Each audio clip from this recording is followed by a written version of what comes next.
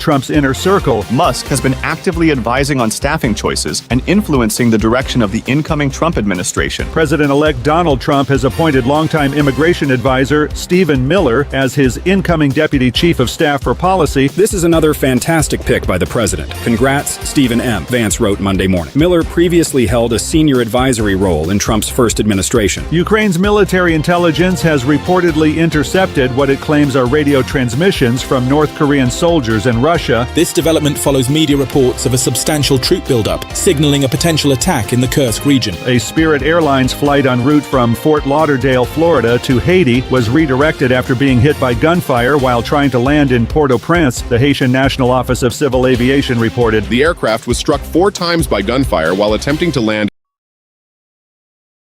Oh, no. Dude, try some, dude. I'm not even fucking... The opinions expressed on this program are those of the host It's one more and should fuck not up. be interpreted as statement of fact. Just one more fuck fact checking up, right? and corrections Ooh, what's going on there? encouraged. What's going on there? Coffee in here, please. No. How about that? Yes, yes.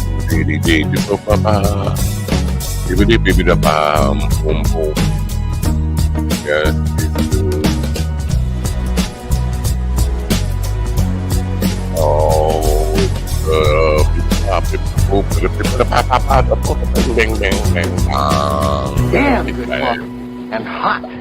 Nobody big pop. My dog is your mind's best friend.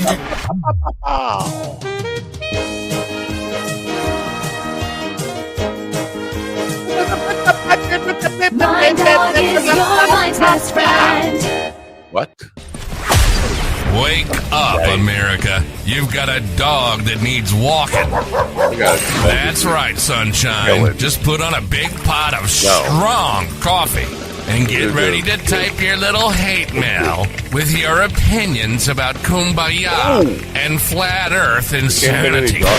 Stand-up comedy? You want stand-up comedy? Well, we've got sit-down comedy. It's time for Coffee with a Dog. You make me laugh. I don't make a lot of people laugh lately. We're sensing a pattern here. Wait.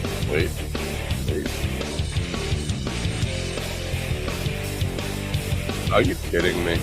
Are you absolutely? You must be kidding me. Oh. Are you kidding me? You must be kidding me. You must be kidding. Oh, look at that. Wait a minute. We don't want any of that. Good morning, people of Earth. It is Wednesday, November 13th. Oh, wait, what's going on? You've got a dog that needs... You thought the world was coming to an end. It could. And then I would be a happy person. I want the world to come to an end. And listen, Nazis, and this is, I'm sorry. I know you don't like being called Nazis. We've gone over this. I'm going to call you a Nazi because that's what you are. Stop calling me. There isn't going to be like a moment where I'm just going to say, you know what? I was wrong. I want the Nazis back in my life. Stop calling me. I'm not going to change my mind on this. I'm not going to attack you. I'm not going to come to your home and knock on the door, and when you answer the door, just stab you and run away. I'm not going to do that. But just stop calling me. We're never going to be friends again. You're not going to be part of my family again, ever. I'm not going to allow you in my life. I don't want Nazis in my life. Is that too much to ask? Oh, I'm not a Nazi. You're just being ridiculous. I don't know if you know this about me, but I'm not a Nazi. Yeah, you are. You are. Here's the deal, and I know this is going to hurt, but if you're one of these people still calling me, I chose the illegal immigrants and trans people over you. I'd rather be with them than you. Okay? Is that enough for you to leave me alone? I think it should be, because I'm with them. I'm going to learn to speak Spanish. I'm going to cut my dick off, and then you'll leave me alone, right? Oh, no, you'll deport me or something. I I just don't want you in my life. Okay, let's move on. We have a show for you today. Today we're going to meet the CEO who swapped children's cartoons for algorithms. What the? It's a guy who used to do kitty cartoons. Kitty. Every time I say kitty, I feel a little dirty. And he became a digital marketing expert in using digital marketing to promote his kitty cartoons. Kitty. I said kitty again. So we're going to meet him. His name is Jason. What is Jason's last name? Bernard? I think it's Bernard. I don't know. You see how much effort I'm putting into this thing. This is when I talked about a pattern developing before. It's a clear pattern that the guests and I are in. It's James Bernard, Jason Bernard. I'm sorry. See, I'm fucking sleeping. The guests and I really don't apparently are on two different wavelengths, two different planets, two different realities, and twice in a week. Well, once the guest showed up, was in the green room, ready to be introduced, and heard me yell at the Nazis and ran away. And then yesterday, somebody who was booked for Friday later in the week here saw what the show was about. I think they heard me yell. Spicks and niggers, and ran away. And decided they don't want to be part of this program. It's a pattern. Now, I did yell that. By the way, I did not yell that to be derogatory to brown and black people. I was talking about the Nazis and how they feel about it and why they really vote the way they do. But you know what? If that scares you away, let it scare you away. I can't fake it, man. I can't fake that I like you. I can't fake that we're friends. We live in a different world, a different reality, and I don't want anything to do with you anymore. It's simple as that. I'm sorry things have turned out the way they have, but there's no going back. There ain't no going back. So Jason will be with us in the first hour if he didn't just hear me say that and run away. I don't know. I just don't know. What am I supposed to do? Fake it? You want me to fake it? Oh, yes. I want to deport everybody in a nice way. No. You know who doesn't want to deport me yet? Our sponsors. You know, I'm going to tell you about Daily High Club because I've never needed to get high more. I haven't been high in like probably 10 days now. And that's a long time for an old geezer like me. And I need to get high. I need to get high daily, and you need to get high daily too. So that's why you should join the Daily High Club. With humble East Coast beginnings in 2015, Daily High Club is the premier destination for glass water pipes, vaporizers, and consumption accessories. If you're looking to elevate your smoking game to the next level, you're in the right place. With over 1 million top-quality smoking products sold, and with a growing base of over 10,000 monthly subscribers worldwide, we deliver the ultimate smoking experience. But Daily High Club is not just a retailer, we're lovers of the smoking scene ourselves, working with giants like Tommy Chong, Snoop Dogg, Chanel West Coast, and more. Ready to join the Daily High Club? Let our experts curate your collection with our awesome El Primo monthly subscription box, or grab one of our fun and unique pieces from our smoke shop. Click the link in the description below this video to get this party started now. Now. I don't even have the energy to say, no. Oh, ladies and gentlemen, in the room with me right now are Ron Spicks and Niggers Kane, Steven the Spicks and Niggers sitcom Ortiz, and my best friend of the last 3 or 4 seconds. Are you stupid, son? Are you?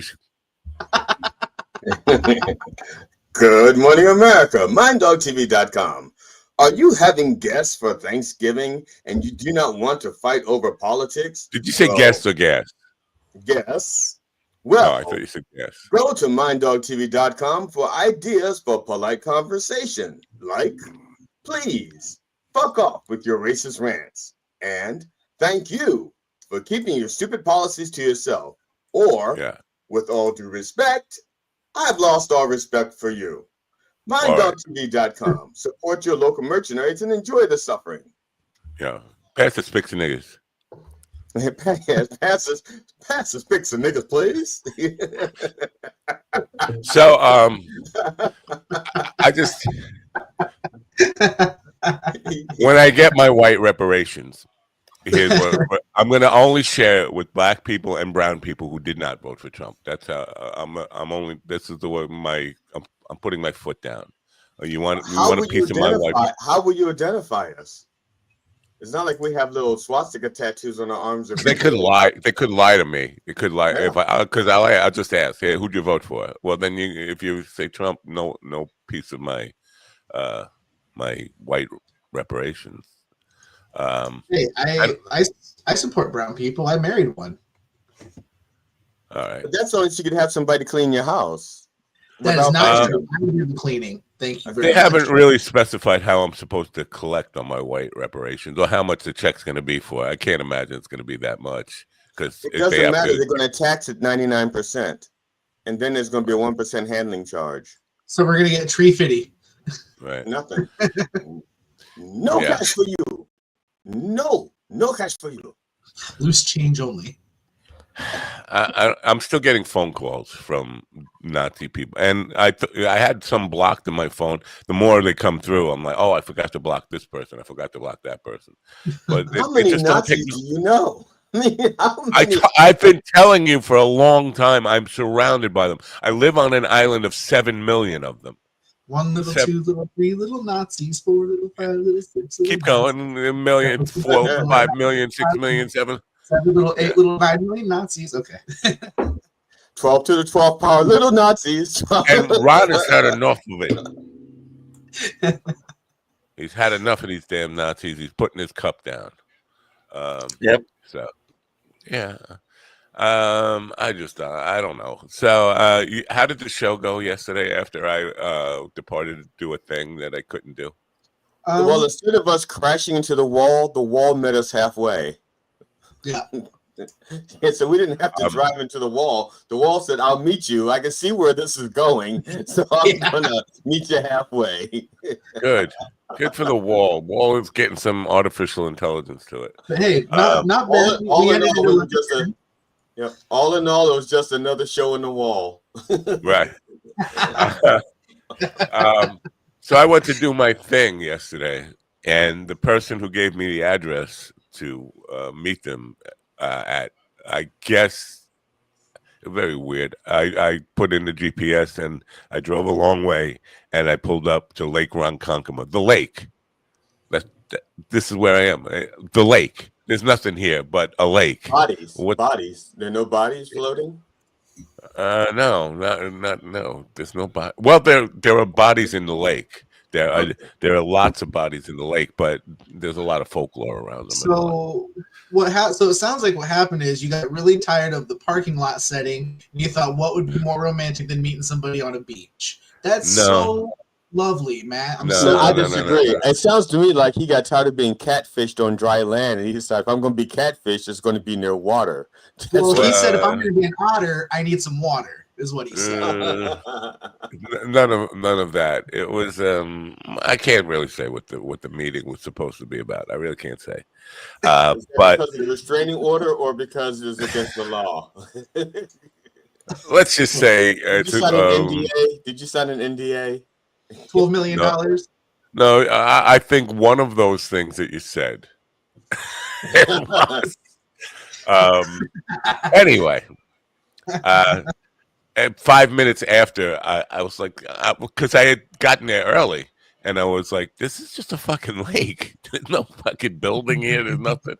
And I was looking for contact information. I couldn't contact the person. And then I finally, I was just about to give up, and they texted me, I got a family emergency. I can't be there. I said, okay, but I'm at a lake. There's nothing here. They said, well, I don't know the area that well. This person is from Texas. Maybe I'm saying too much. Uh, but I don't know the area that well. I said, yeah, but Why you would sent you me meet to. Tony Hinchcliffe by a lake? Well, yeah. If you've heard him talk, you know why. Anyway, they don't know the area that well. I said, well, what gives? Go take care of your family. Okay, we're going to have to do this another day. Okay, but I'm not making this trip all the way back to drive up to a lake on another day. So that was a frustrating thing. And then I got home, and I got this message from Friday's guest. You guys saw the message, which it breaks my heart that people book themselves on this program without knowing what this program is about, and then when they find out what it's about, they get scared. This is a pattern now. It's happened a couple of times, and at least this one, it was a couple of days in advance notice, not just I'm showing up in the little green room down there and then running away when they hear me say something. But it's you know what? At least she gave me the opportunity to call her and ask her why. Like, does it matter? And I thought about it for a second. I said, I don't really. What's the point of arguing about why you ran away? But it is heartbreaking that people look at this and say, I can't be part of that. It's just too bad, which is too bad. And I think it's me. I don't think it's you guys. I think it's because of what I said yesterday. Well, I know it wasn't me. Who drove away from me? I mean, regardless of people don't run away from me. People don't run away from me. They lock their car doors when I walk by. They grab their purse and they walk to the other side of the street. But nobody runs because that's how you identify prey. You know, when they run, they're prey. So you don't run. Oh, all right. What were you going to say, Stephen? At least people recognize that, you know. Recognize what? That you know they can't trust GD. But listen, Matt, all I know is if they're not going to take the time to check out the show before they come, it's their problem, not ours. I mean, it's their loss. They booked two. First of all, she contacted me 2 months ago to ask to be on the show. You're still doing comedians? I was like, yes, I love to have comedians on. Okay, and then she went and booked the date 2 months in advance and waits until 3 days before her show to find out her scheduled appearance here to find out what we're all about, and then writes this. You read the. Well, she didn't write that. That's a voicemail transcription. But what she was saying there is her and her crew, her comedy crew, reviewed it and decided she can't be part of that. That's what she said. I can't participate. What comedian? I don't understand what part of our show it would be a turnoff for a comic. Unless they're Nazis. Unless they're a Nazi. Yeah. I mean, that's the only thing I can think of. What else do we? I mean, everything we do. I mean, every person we've had in here enjoys our show, enjoys our time with them. And are you a retard? Yes, clearly, because I just don't get it. It just doesn't make sense to me. I don't know. Yeah. So, bottom line is, I'm gonna have to. I think it's gonna get worse. I think more and more people are gonna. I'm not allowed to talk about politics on my own show or my feelings about the ramifications of what's going on in this country without pissing off the guests. Well, I guess I'll just sit here and talk to you guys then. I'm not going to kowtow just to pretend that I'm somebody I'm not for the sake of people who want publicity here. Now, just out of curiosity, Matt, have you ever seen the word kowtow in print? Do you know how it's actually spelled? I was surprised when I K-O-W-T-O-W. That's what I thought. But no, I mean, I guess that is an acceptable way because most people don't know how to spell it. But I thought you said cowtail. No, kowtow. It's actually from a Chinese word. Kowtow. Yeah, it's actually from a Chinese word. And I think it means head. Something. Wait a minute. Kowtow. Head. But kowtow, spare him on the bone. It means spare him no bone. Kowtow. It means to knock on the head, I think. Like to knock on the head. So you kowtow like bam. Kowtow, cream of some young guy. Yeah, kowtow. Maybe I should know the words I use before I use them. No, I was just curious because Carol and I were watching television and somebody used it, and then we thought about it. I don't know which one of us wanted to know how to spell it, but I know I had to look it up, and I was surprised at the spelling. It's an Ibid word. It's fine. All right. Well, it appears I tried to give Jason a few moments to realize the kind of rotten people we are, and I am, to decide whether he wanted to be on the program this morning. He's sitting in the back on the green room, and he's heard this, and he hasn't run away. So good for him. No, he just got a new idea for a character for one of his children's books. Kowtow. I'm not sure he's still doing. Oh yeah. Well, I'm not sure he's but still doing with the a character like Kowtow, he's going to go back to it because it's like children's books are like the mafia. You think you're out, but they drag. Hey, wait a minute! Don't even say that word on this program. For children's books. Yeah. No. Oh, you know. sorry. The M word. The M word.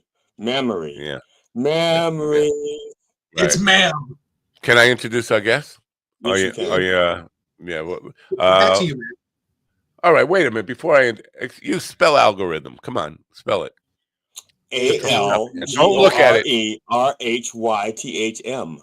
I don't think there's a Y in there. No, it's algorithm. It is a Y. Al Gore. Al Gore has rhythm. Al Gore has rhythm. He does not. See, it does. It's rhythm has a Y in it. Yeah, rhythm has a Y in it. Yeah, that's why algorithms does not have. Al Gore got my polar bear pregnant. This is one of the words people use all the time. You hear people who have no idea what an algorithm is, and I will tell you, I have some idea what an algorithm is, but that much of an idea. Really, I mean, I've used the word without really understanding what the hell does it mean. What? It's the algorithm. What? Well, it's one of those words that in higher math they teach you the word, but I don't think they ever really break it down as to what it actually is. Yeah. Well, I don't know about you, but me and my wife have been using the algorithm method for years. So it's. And you've got 3 kids because of it. Right. It's not working. It's that schlong division. It's that schlong division in there. That's what I call schlong division. Wow, I love that voice, man. That's like, well, the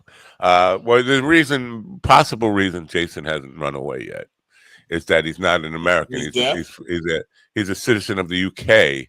He's in Leeds, and when it comes to marketing, I could use a few leads. Jason Bernard is an entrepreneur, author, keynote speaker, former children's cartoon writer, and CEO of Calicube. I hope I'm saying that right. Groundbreaking digital marketing agency based in France. He's not in Leeds. He's in France. I don't know why I got Leeds, UK. I'm all wrong. I'm all wrong about everything. Anyway, let's say hello to Jason now. Good morning, Jason. Oh, good afternoon, Jason, or whatever it is, wherever you are. I'm in France, and hello, everybody. I love it. Stephen, you hear that accent? You like that accent? Oh, yeah. Right? Oh, I'm there. All right. So, Jason, can you tell us what an algorithm is? Yeah, I was actually thinking about that. Nobody's ever asked me that question before. So, yeah, a way that machines calculate the solution to whatever problem it is you're putting to them. Okay. So I think we look at machines, they solve problems for us. They either make our work faster, they get us to the point we want to be in a more efficient manner than we would do without them. And in the case of, I work with Google, ChatGPT, Microsoft algorithms, they are all designed to take us from problem to solution as efficiently as possible. And the algorithm is what enables the machine to do that. Is it fair to say it's a computer program? Yeah.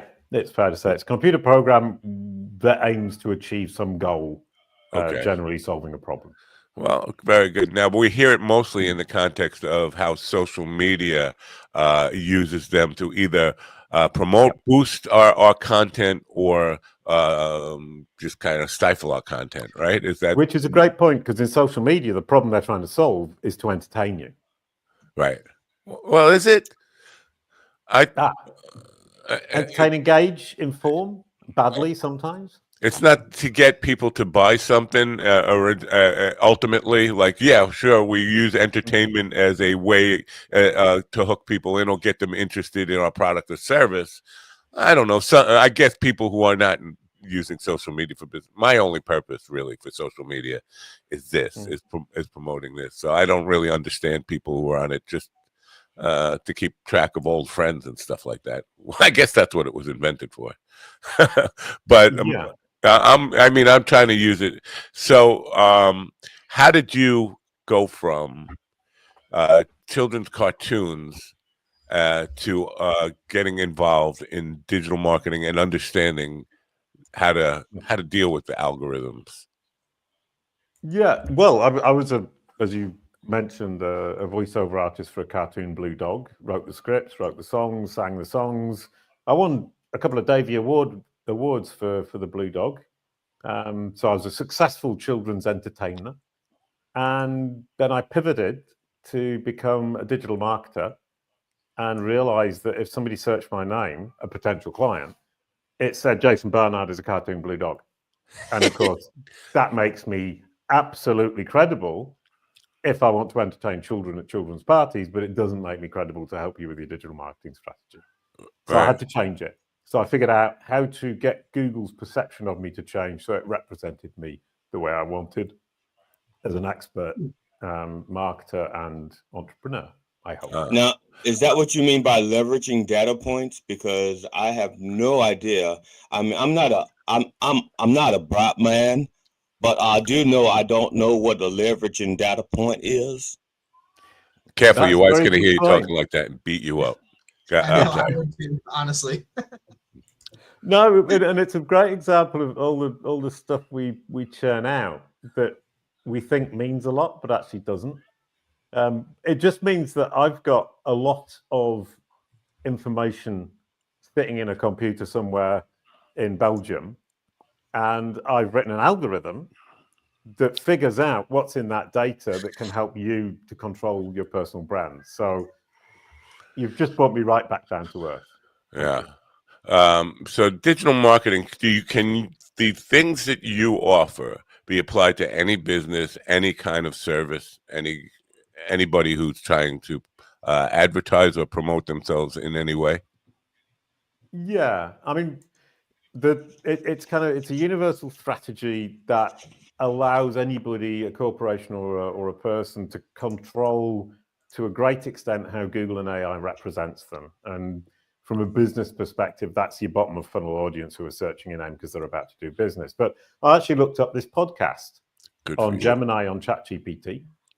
And this is typically what people don't think about, is if I ask ChatGPT or Gemini, what is Mind Dog TV podcast? Oh, can you share with that what we are? Share with us. I don't know what we are. Well, Google's Gemini says that the Mind Dog TV podcast is all about encouraging independent free thinking. They explore provocative subjects and aim to bring fresh ideas and perspectives to light. Yeah, that really sounds like a bunch of hoi polloi. Because let me explain the difference here. Mind Dog TV is my evening program, which happens Wednesday evenings once a week. It used to happen 7 nights a week. Coffee with the Dog is really a bunch of nitwits just yelling at each other in the morning, and we have interesting guests on every day. A lot of comedians and musicians, but authors, scientists. Whatever, mental health professionals. We talk about all covered children, book writers. Yeah, psychics. But so I would be and really we're educational. We're definitely, educational for sure. That's what I call schlong division. According to ChatGPT, Coffee with the Dog is a casual interview style podcast hosted by comedian Matt Napo. I don't know when am I a comedian now? Apparently. I guess. Now you are, because ChatGPT and Gemini say you are. Now are being called comedians when they're not comedians. It's right. I'm sorry, I just can't walk into a room and be called a doctor. I mean, or a reverend. That doesn't work. I have to actually do something to earn it. As soon as somebody's humorous, they get called a comedian. That's just how it works, apparently. Yeah. So why did Matt get called a comedian? I don't fucking know. He's the least funniest person I've ever met in my life. We don't get that. Second to GD, but you know what? You talk like that, I'll fix it so that you never walk again. It also says that you feature a mix of guests, including comedians, musicians, artists, and thinkers. And I would like to think I'm all four. Yeah, you get 4 in 1. Yeah. All right. Good. I'm glad that now. Where I propositioned because I have a marketing background, and I get offers all the time. Or we have this project management for a marketing director or marketing strategist, and then if I say I'm interested, the first thing that comes up is, I see on your experience here, you got 37 years experience in this. You must not be all that young. How old are you? And they're not supposed to ask that, but they do ask that. And when I say 65, like, you're too old for this. You can't be up on the latest trends. You're just too old. Matt, you should tell them you're 39. That way they'll think you're a prodigy. Yep. Oh, yeah. So I started marketing when I was 2 years old. You're right. You're a prodigy. Is that a thing? Does in the world, in the business world today, is experience not does it not count for anything? I mean, the fact that you're supposed to be a TikTok generation young person is what they're looking for, but those people are not necessarily experienced or problem solvers or any of those kind of things. They know what the algorithm is how to go viral yesterday on a stupid, silly video, maybe, but they don't necessarily know brands and how to build brands and how to promote brands and all that stuff. Is the ageism, is that a big thing in marketing today? For me, you're asking me? Yes, because you don't seem like a kid, and I want to know if you have run into that. I think that there's a lot of kind of tendency within marketing, especially kind of with algorithms and Google and ChatGPT. People think you need to be young. I would argue the experience is super valuable. Without it, I wouldn't be seeing the things I'm seeing. I mean, I spent the weekend basically looking into Google's brain and watching the cogs go around. You can see it thinking. It's really kind of fun. And if I didn't have the experience, I'd have just been looking at it and it wouldn't have meant anything to me. Right. Yeah. Is there a way to manipulate, let's say, ChatGPT or the algorithms or anything along those lines so that it rethinks the way it looks at people who are older, as opposed to just out of touch or something, that they look at us as experienced or as opposed to out of touch because we are too old to get what I really don't get because I'm too old? Yeah, well, number one is you're talking about knowing the meaning of words before using them, and manipulate actually means to skillfully change something. And it doesn't naturally mean with ill will, but people have attached ill will to it. So it has a negative connotation to it, yes, very much. But so the answer to your question, with the real meaning of manipulate, yes. Yeah. You can't do it on a global scale. You can't get the machine to suddenly start saying all old people are actually dynamic, young, delightful, chirpy, cheerful people. But you can get it to say it about you. So you can change the way it presents you. And the way you can do that is simply to stop saying it yourself. That's interesting.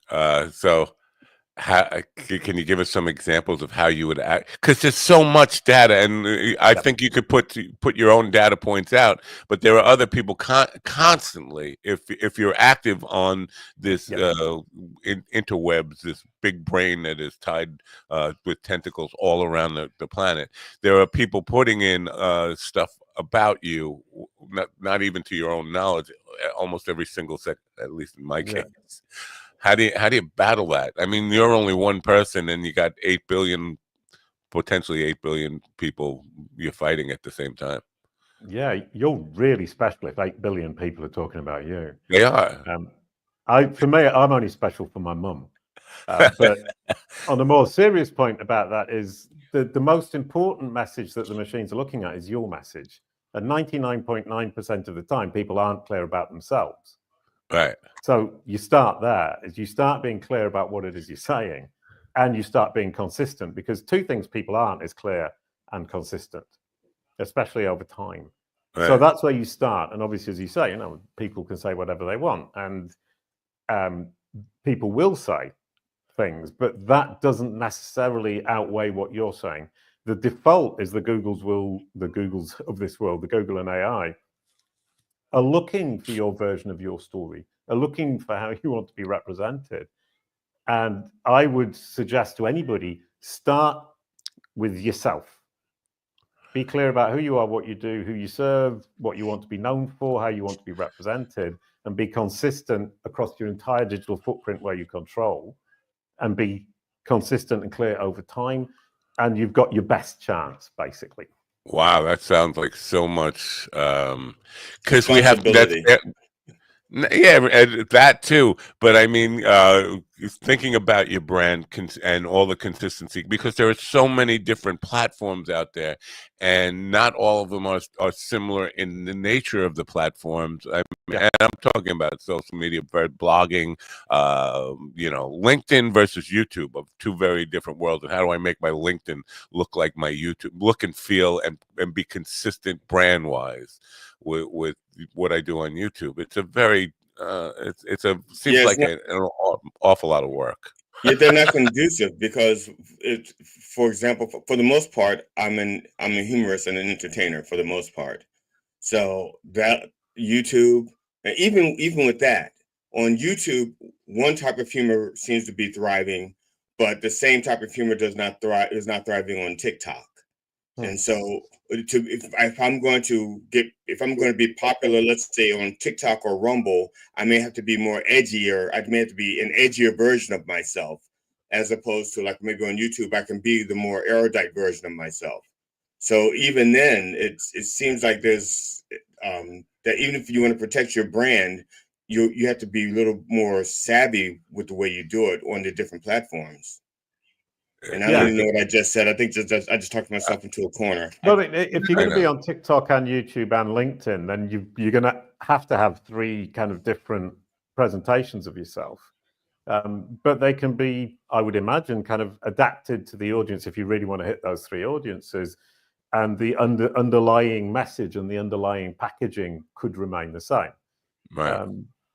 And I mean, for me, from an algorithmic perspective, the first thing we do is we sit down with somebody and we say to them, what are you trying to communicate? Who are you fundamentally? It's an existential question.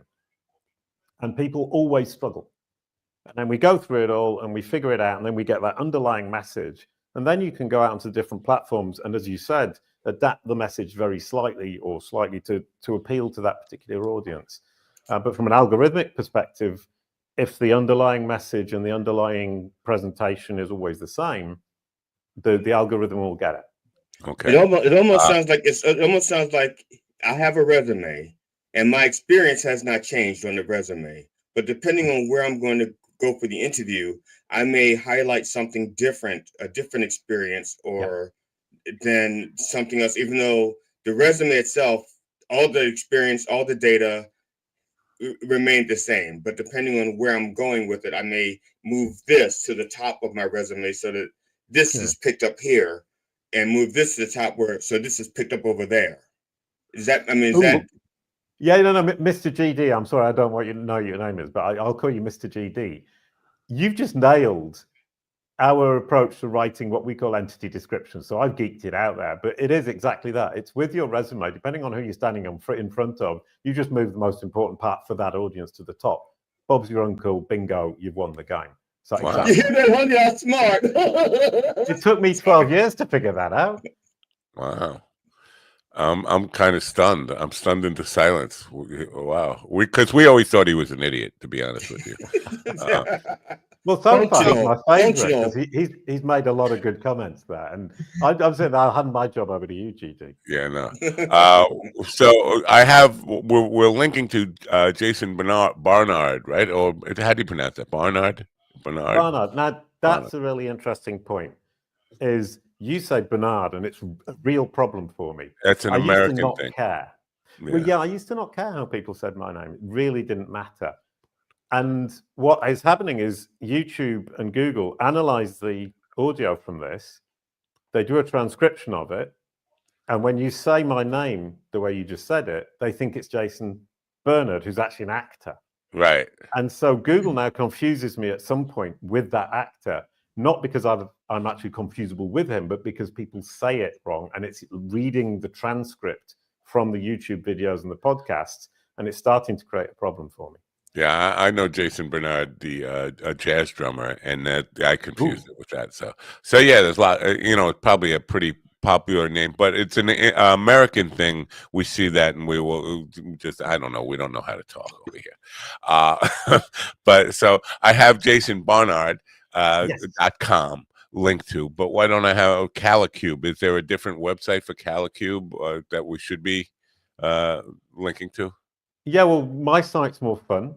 So if you come to my site, you get to see me as a double bass playing jazz musician, punk folk musician, blue dog, yellow koala, cartoon making.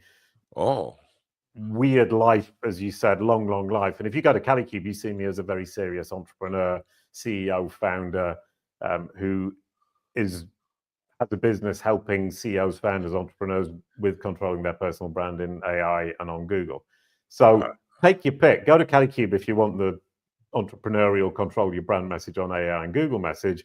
Go to jasonbarnard.com if you want to meet the blue dog. Gotcha. Now, can you get to Calicube from jasonbarnard.com? Nothing could be easier. Okay. Click on the word Calicube in the menu and you're there. Now, my question, because you mentioned, if I heard you correctly, you said you dabble in the arts of punk music. Yeah. Okay, so what is your instrument or your motif for your motif for? Yeah, it's like a paintbrush. Are you dabbling in oils? It's like oils or acrylic or watercolor. What is your motif for punk music? Are you Italian? You speak a lot with your hands. I don't know. I'm sorry, Jason. What's your instrument? What do you play? For me, punk is an attitude. I was a punk when I was a kid, and then I joined a punk folk band, and they told me, if you want to be in the band, you have to play double bass, double fiddle. Oh, cool. What is and I didn't play the... Sorry? What is punk folk music? Well, I'll explain. So they said, if you want to play the double bass. I didn't play the double bass, and they told me you have to learn it in 30 days. If in 30 days you play this gig with us and you're good enough, you're in the band, and if you're not, you're out. So I had 30 days to learn the double bass, and I played badly, but I played well enough for them to think that I could stay in the band. And we were playing folk music, like Irish folk music, Eastern European folk music, country and Western, with punk attitude, punk speed, very aggressively. And if you know the Pogues, so it's like Danny boy, like that. Yeah. Okay. Not quite that extreme, but yes. But it was this kind of whole thing of going out on stage, playing music very fast, very loud, very aggressively, so that people were dancing and pogo and having parties, and it was so much fun. I love it. I think sounds great. Now, I definitely appreciate when we mix genres that seem so, like they would not go together, like peanut butter and shrimp, bananas. You know, I'm a massive fan of weird genres being put together, like country rap. I have pop punk, pop metal, pop screamo. I have country screamo. Like, there's a whole bunch of weird mixtures in my playlist. And now I'm gonna go down this rabbit hole of punk folk music, and thank you, I appreciate that. So what's the band's name, and do y'all have videos out there? The band was called the Barking Dogs, and yeah, there were loads of videos. We actually got on TV at one point. We were professional musicians. We made our living from this for 10 years, and we got on TV once. And before going on stage, we were all saying to each other, we have to play more slowly. And we actually play at a reasonable speed. So the videos are reasonable speed videos of the songs, and it actually looks kind of quite nice. And then I found some other videos where we didn't know we were being filmed. And it's off the charts too fast. Now, Jason, I'm sorry, you said barking dogs. Is that spelled like the traditional barking, or is there like something clever like the barking, like two words like the barking dogs? You're overestimating my intelligence at that time. The Barking Dogs, it was all about punk. So it's simple as you like, the Barking Dogs. And there were multiple bands called the Barking Dogs, which brings me to now my profession is how do you disambiguate the Barking Dogs German band, the Barking Dogs French band, the Barking Dogs Italian band, and the Barking Dogs American band? Wow. All of whom play different styles of music. And one thing is, if you search for it, you will see, I hope, the right result for us. We're the least famous of those bands, but we should be the most prominent because I've convinced the machines that we were the most important. So convincing the machine. So would it be Barking Dogs the British band, Barking Dogs the English band, Barking Dogs the Welsh band, or the Barking Dogs French alternative rock? Well, yeah. Wow. But convincing the machines that's the goal now, and the machines are becoming more and more in control of everything. And so, but what you do, not to put words in your mouth, is to try to keep human control over the machines to some extent. At an individual level. So what I'm doing is saying to you, existentially, how these machines understand you and represent you is fundamentally important to you. And the process we have, it's called the CaliQ process. It's a really simple process. I mean, GD pretty much unpacked it earlier on. Gives you back control. And don't you want control of how they understand you and represent you and where they push you? And when Stephen searches the name of your band, don't you want him to find the right band and not the wrong band? Sometimes. Here's the thing. I feel bad for Matt Nappos, all the Matt Nappos on the planet, because if you Google Matt Nappo, I come up first, and it is finding a lot of the negative things that I wouldn't even want about myself out there. But I could see some poor Matt Nappo who's like, and I know there's a Matt Nappo who was a college student in Colorado somewhere, and he when people Google his name, they get me, and that poor kid is going to be dealing with that, on job interviews or wherever he goes. He's trying to set up a first impression for himself, and people Google him. That poor kid is. I feel bad for him. So yeah, I do. I feel bad for the fact that his name is Matt Nappo to begin with. So that's pretty. It's like the parents. It's like the parents just gave up hope. Usually you try to name your child something inspiring, something to aspire to. But Matt Nappo just like to say, "Oh, he's a fuck up. He'll never be anything. Just call him Matt Nappo." Jason, you have been fortunate enough to meet GD on his final day on the program. So, Jason, I just listened to your Ace of Spades video, and that is by far the most fun I've ever seen people have on stage. It looks like, my God, It is so good. It is so good, and the Irish, like the Irish undertone as you're going into the song is so good. Oh God, this is gonna be fun. I can't wait to later. It's gonna be great. What you didn't, it's lovely that you watched it. What you didn't mention, there are a couple of things going on there. Number one is there's no guitar on the song, and you've got this guy playing a mandolin. Oh no, it's a violin he's playing on that song. I think it's a violin. Hold on. Yeah, it's a violin, and it sounds big like this. And you've got mandolin. One guy playing the mandolin, one guy playing the violin, drums, and a double bass, and it sounds big like this. It's obviously not as big as Motorhead, but it's not that far off. And at the end, I don't know if you got that far. I put the double bass on my head, and I play it on my head. That's awesome. I got to. Oh man, this is great. This rabbit hole is gonna be fun, man. I love it. Good. Send me links when you can, Stephen. Just instant message me or whatever. But as you say, Stephen, we were having fun, and you can see it. And the guy singing, he has an expression. You just look at it, you go, "Wow, he's off this planet." And from my perspective, singers, people like Bob Dylan, he hasn't got a great voice, but you know it's him as soon as he sings the first note. Sting, same thing. This guy, exactly the same thing. Yeah. He sings the first note, you know it's him. He's got a real singer's voice for me. The whole thing about singing and singers. There are lots of people who are not pitch perfect singers, but I still think of them as great singers. If you can inhabit a song, you can make people feel something, and not just put over a song in terms of, he's not tone deaf, but it wasn't. If you can make people feel an emotion with your voice through your vocal presentation, I think that makes you a great singer. See, that's why I distinguish between singers and vocalists. To me, singers are more trained, and they have the nuances with the notes and pitch and vibrato and stuff like that. But the vocalists, they just drag you along into the song, regardless of their actual technical skill. They just make you feel the song. To me, that's it's like the difference between a politician and a civil servant. Go back to your resume stuff. You were better on the resume stuff. Well, one thing, just kind of a story about it, is because I actually started out as a singer and got pushed into the double bass, so I never sang. And recently I played with a bunch of people down here in the South, and they said, do you want to play some Irish music with us? And you can just be the singer, you don't have to play the double bass. And it's totally different. And I now feel that I've always been able to sing the right notes, but now I'm inhabiting the songs because I'm only focusing on the singing, the vocal part.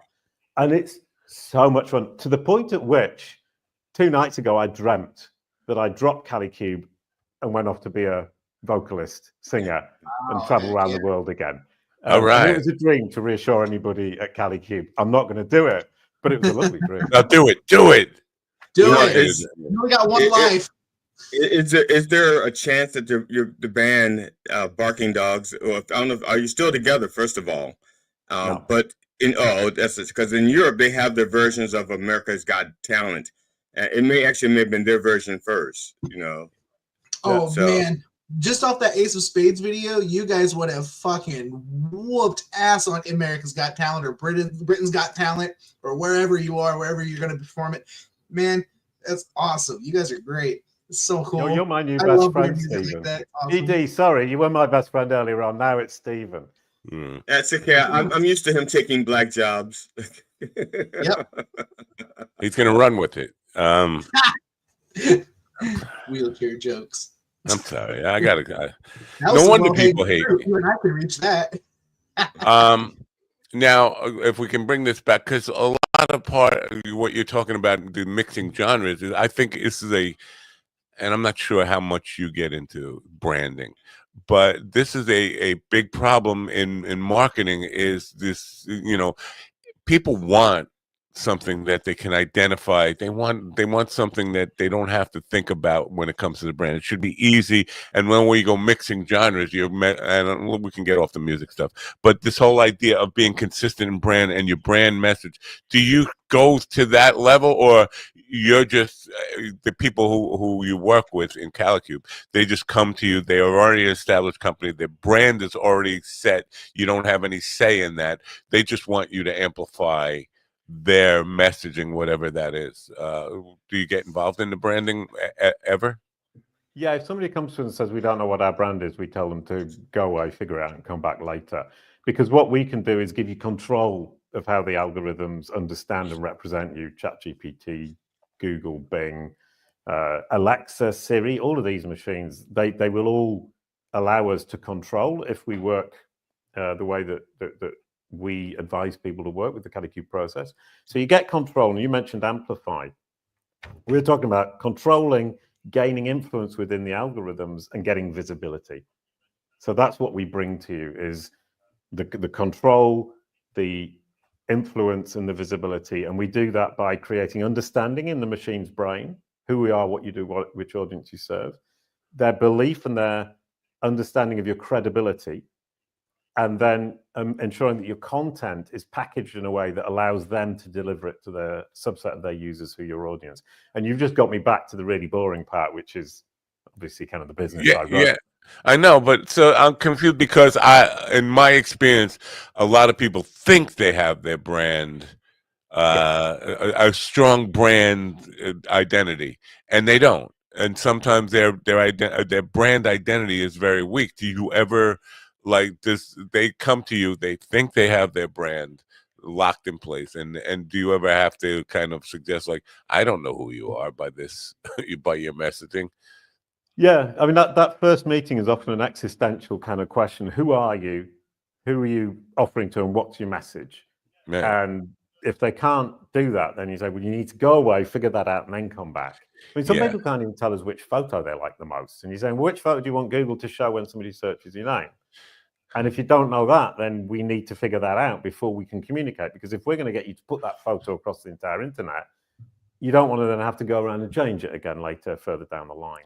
So what we'll do is tell you all the places you can place your brand message. We can indicate to you, I've got a huge algorithm in my server computer in Belgium that can figure out where you're being mentioned, where you're being talked about, where you're talking about yourself, what's being said, and then create a prioritized list of things that you need to correct and update. That's how we do it. Yeah.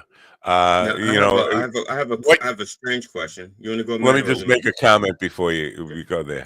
Okay. What you just suggested in telling people to go away, come back when you got it figured out, that is a very rare thing in the business world today. We are so we have to take every job that is offered to us, and we can never say no. You're not ready for our services, or our services can't help you yet.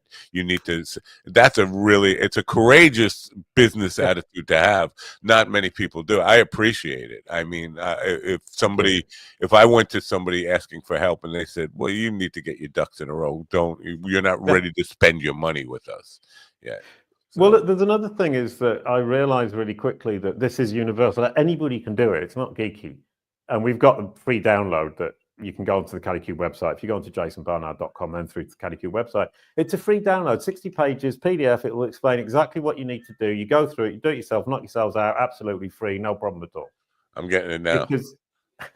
Because from my perspective, I realize that not everybody can pay for us to do it for them, and not everybody needs us to do it for them because they can do it themselves and they don't need us to take the weight off their shoulders. We're here to say, well, if you're time poor and you have the money and you want us to do it and you want us to do it properly and to maintain it so that you can sleep well at night, then come and work with us. Please, please, please come and work with us. We can help you. But if you've got the time and the desire and the energy to go through this PDF and learn it yourself and do it yourself, go ahead, knock yourself out. Yeah, no, I appreciate that. I'm looking for the PDF now. Not you personally. Sorry, that wasn't directed at you. I don't suggest. It doesn't matter, Matt. You need to do anything. You could have said to the world in general, and Matt would say, "Yeah, that's me." That is me. I am. You see, you know him better than I do, GD. I didn't realize that's how he was. Well, the funny thing is, I didn't even know I knew him. It just turns out that when I turn my thoughts inward to my deepest, darkest self, I found Matt. I don't want to say what I would think. Yeah, go ahead. No, but okay, just like for example, I just joined Blue Sky yesterday. I have like all of like it's the social media platform. Sorry, right, the social media platform, and so I have like no footprint on Blue Sky. So, but I have a footprint in YouTube and TikTok and Instagram and maybe some other place. I think X.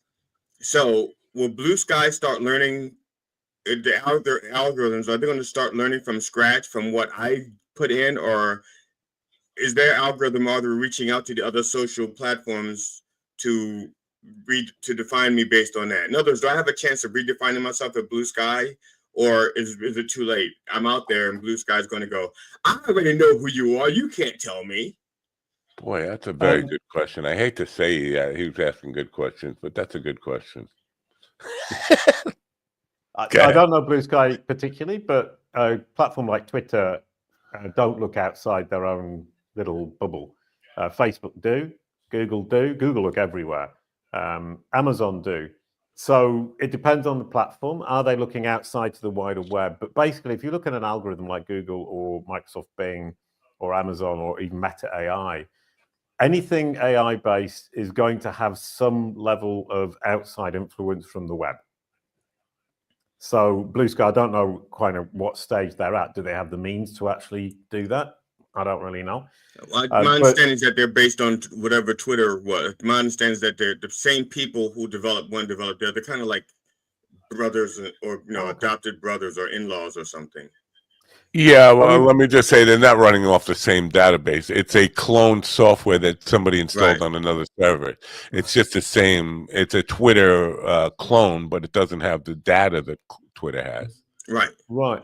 But then underlying that, I mean, you just made me realize kind of something. Underlying that, you're going to have a large language model, which is a posh name for a big chunk of information from the web that's being used to help the algorithms reply to you and move you towards whatever goal it is you've got. And all of these machines work in exactly the same way. They use the same technology, more or less. They have the same data set, which is the web. And they use what we call knowledge graphs. So what they're trying to do is gain an understanding through a knowledge graph, which is basically a human brain reproduced in a machine format of knowledge. It's like a a Wikipedia for machines, but 10,000 times bigger. Right. Whereas Wikipedia has 6 million facts or people and entities in it. The knowledge graph has 54 billion. So you compare that and you say, okay, this is kind of out of this world. Then the data from the web to drive its ability to produce the text and the images potentially that they're going to serve to you. And then a feature of the algorithm, which is aiming to throw that best content to you. So fundamentally, what we're doing at CaddyCube will work whatever platform you're looking at. Okay, so my question is, this is maybe way beyond your scope of expertise, but if the computers have, if they're quote learning our behavior, like for example, when I use my computer, I am not looking for viruses for my computer. I'm not looking to that kind of stuff. If my computer sees me, I'm just trying to get information and data, and I'm not trying to put my stuff out there. It's like I'm not broadcasting my bank accounts. So, or can AI be smart enough to say, okay, that's obviously not what he would do. He would not put his personal data out there like that. So that's obviously malicious. We can stop that. We don't have to let them in. Can it understand malicious intent and prevent it? That's outside of my wheelhouse. Okay. So I really wouldn't want to answer that. But one thing that you do bring up, it's really important that people don't realize, is that this technology search, Google search, ChatGPT, Bing Copilot, Perplexity, Alexa, Siri, are all seeping into our lives, our online lives at least, and our working lives, whether we like it or not. So for example, if you look at Google Docs, it's got Gemini behind it. So how you are represented or understood by these big machines as a person could potentially be represented in all sorts of different circumstances, from search to ChatGPT to Google Docs, without you knowing about it. So if you don't get it right, you're going to be spat out by these machines in a way that doesn't represent who you truly are. And I think that's pretty scary for us all. And if we don't seize control today, that's the other scary thing. Seize control today, because in 5 or 6 years, it may well be too late. Yeah, I hear what you're saying. People like Musk and them who have the money and the wherewithal, and the companies and they have the wherewithal to actually manipulate or use AI in ways that we as individuals, broke individuals, cannot. So are we at their beck and call, so to speak? I mean, or can we fight what they've got? Fight the man, fight the power. Well, yeah, and one of the things, I mean, putting Musk to one side and the corporations themselves, because that's a whole kind of different kettle of fish. But the ensuring that the algorithms understand who you are and represent you the way you want is entirely in your own hands. And because there's a guy at Google called John Mueller who said, outside of Google, nobody knows more about this than Jason. And for us, this is just a pure algorithm. We actually don't know how to change what the algorithm spits out, but Jason does. Yeah. So for me, I'm looking at it and I'm saying, what do I need to put in to get the output I want, which is a representation of me or my clients the way that I want it? And I don't need to understand how the machine works. I just need to understand, if I put in A, do I get out B? Right. But what strikes me is this feels like it's a never-ending thing, like it's a never-ending battle. You gotta, it's like one of those video games where they just keep coming. The more you shoot them, they just keep coming. Is it that you have to dedicate the rest of your life every day to kind of battling not disinformation, bad information that you don't want out there, to have good information that you do want out there? Well, I mean, misinformation, once again, is another term that is maybe misunderstood. Misinformation is just information that isn't correct. Right. So yes, but you don't have to do it all day, every day.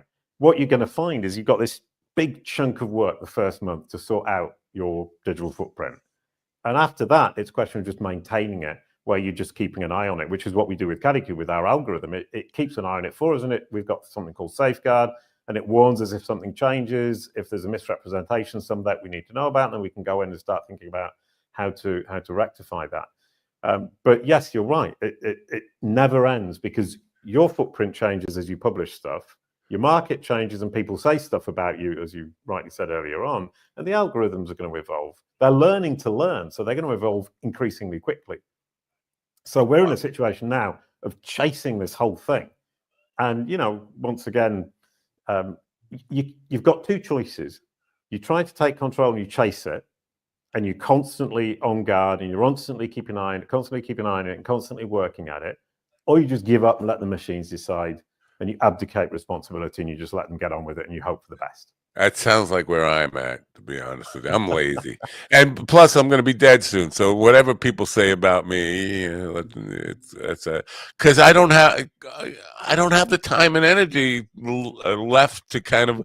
I mean, and you probably will relate to this. I was born in a much simpler time where you didn't have to be concerned with these things and didn't have to dedicate your life to wondering what the machines were doing to me.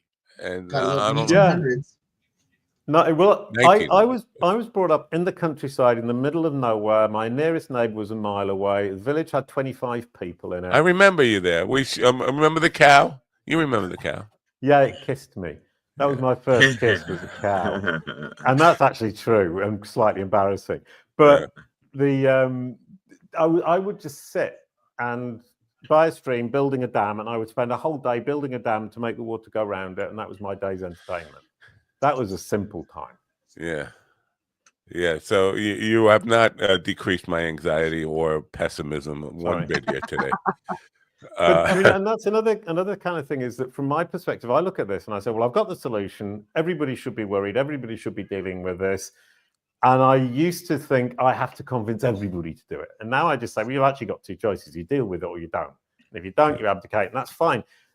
Absolutely, everybody's everybody's free to do that. And I can now relate to the idea that you say, well, I don't really care anymore. Forget it. Yeah, it gets to a certain point.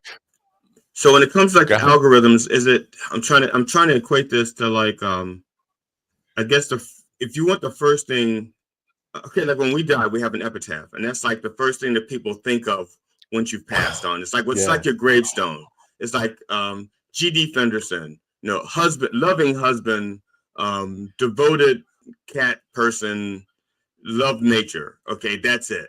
And that's if that's what I want out there, how do you make that your epitaph so that everything else, but even though there's other things to it, I wasn't just a loving husband, but that's what I want you know what I'm saying? I want this to be my epitaph.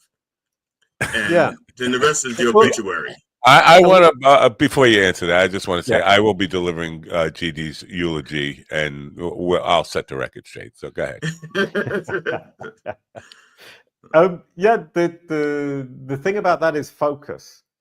Is how do you get the machine? I mean, if we're talking about the machine representing you when people are Googling your name or they're asking ChatGPT in 20 years' time about you, how do you get these machines to focus on the thing that you want? And that's the secret source of what we do. And if you look back at my story, I was a cartoon blue dog, and the focus of the machine was on the cartoon blue dog. And I successfully changed its focus from cartoon blue dog to entrepreneur. But the blue dog still exists. So it says entrepreneur, author. Oh, and by the way, he was a cartoon blue dog. Oh, and by the way, he was a punk folk musician back in the day. Right. So I've just relegated the information that I wanted to push to the bottom of the list. But if you go back, let's say you decide you're going to hit the dating scene again, and you want great lover to be up top. Would it be like extra hard for that to be like the new thing? It's like, okay, Jason Bernard, great lover, and then, how much time has to go by? Is it a matter of time, or is it just a matter of inundating the internet with that persona? Just keep inundating it, and it's not time. Before you answer his question, I just want to say he's asking for a friend. Okay. Yeah. I'm asking for my friend Jason. No. Well, the idea of inundating is traditionally how people manage this kind of situation, either a bad reputation problem or changing the perception of them online. And people tend to go, if I just drown the web with all this information, it will come true. And the problem with that, of course, is that number one, you can't possibly drown the web. You're one person against the 8 billion people who are out there. So the actual secret is to focus on the important platforms that the machines are paying attention to, and make sure that you update those platforms with your message, with the right priorities, expressed in a way that the machines can understand and that will enhance, or sorry, enchant your users or your audience. Okay. So what the thing is, somebody came to me, they said, oh, I've just created 100 social media profiles to change Google's perception of me. And he said, well, you've just created a huge problem for yourself, because those 100 social media profiles, you're going to have to maintain them over the next 20 years. Yeah. Are you going to do that? And the answer is no, of course you're not. So it's better to focus on 3 or 4 and focus on the real core of who you are and who you're trying to talk to and what platforms they hang out on, and focus on that and make sure you get that right. So don't inundate, focus, clarity, and consistency. Okay, but for example, I went, if I go on Amazon and I'm looking for, let's say I'm looking for a date, what is this thing? A hard drive enclosure. Okay. A book. Okay. I'm just saying, because I'm looking for something in my hand. I don't have a book. A hard drive enclosure. That's what I'm looking for. So I go to Amazon and say hard drive enclosure. Now, for the next 30 days, I'm going on Facebook, TikTok. They're going to start showing me ads for hard drive enclosures.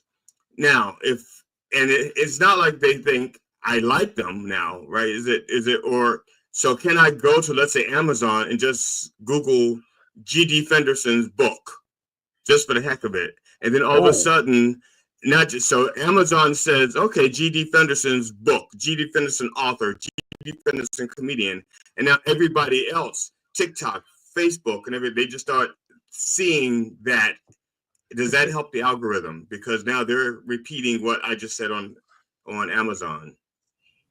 No.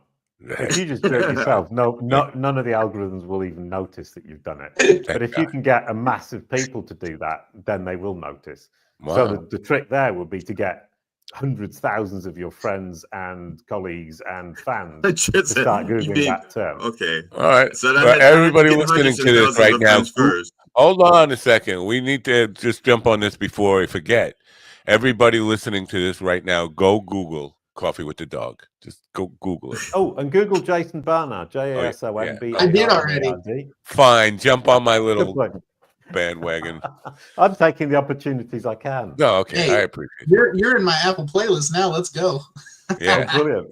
Google it, baby. Yeah. So but all this comes down to, we are giving up. I don't know, giving up. We've already given up so much control to these machines.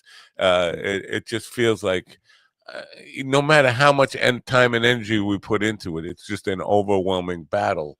And you can hire Calicube or as your army, but I think you need like an indispensable, a unlimited army that is going to be doing this 24/7 for the rest of eternity. It's a scary proposition. No, 100%. I mean, I actually wouldn't like to not be me and Calicube. And if I were not me, I would take on Calicube. And because it's such a big job, and because it's so scary, and because it can change so fast, and because things can go wrong so fast. And we have a client, Jonathan Cronstead, who's the president of Kajabi, and Google was showing the wrong photo.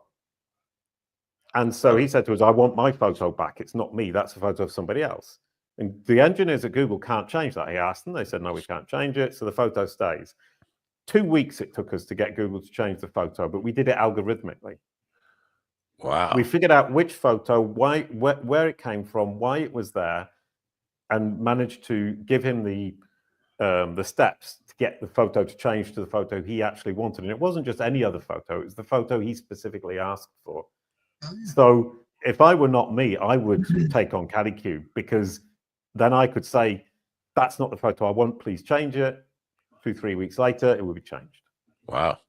All right. Well, I appreciate this, but I think you should be writing a sci-fi dystopian movie for us to just kind of feel like really a constant anxiety about this stuff. Now, I'll write a children's book for you instead. Yeah. All right. We could do it that way. I've been using AI like a novice for the last year. I do shorts and reels and all these kind of things, but constantly getting people commenting on the YouTube stuff that AI, or they think you know, since a lot of people don't even know it's AI, but that all the information is wrong. That's a ongoing problem too. I mean, you mentioned misinformation. This is obviously AI is going out to the web and learning from whatever in places, but presenting stuff and without really having an army of fact checkers, you're gonna run up against misinformation. It's worse than that. The AI doesn't understand what it's saying. Yeah, right. We get that with the news here every day. So, but even worse than the newsreaders is what they do is search the web, and then they construct the series of words from what they found and their data sources from behind. So all they're doing is predicting what is the most probable next word. Right. There's no fact checking going on at all, and that's why they hallucinate. That's why they get it wrong. And they're not getting it wrong because they want to get it wrong. They're getting it wrong because the web is confusing. And so from our perspective, what it's saying is clean up your little corner of the web. It won't be confused and it will get it right. If you ask ChatGPT, who is Jason Barnard, it will give you an 800-word essay and all of it is correct.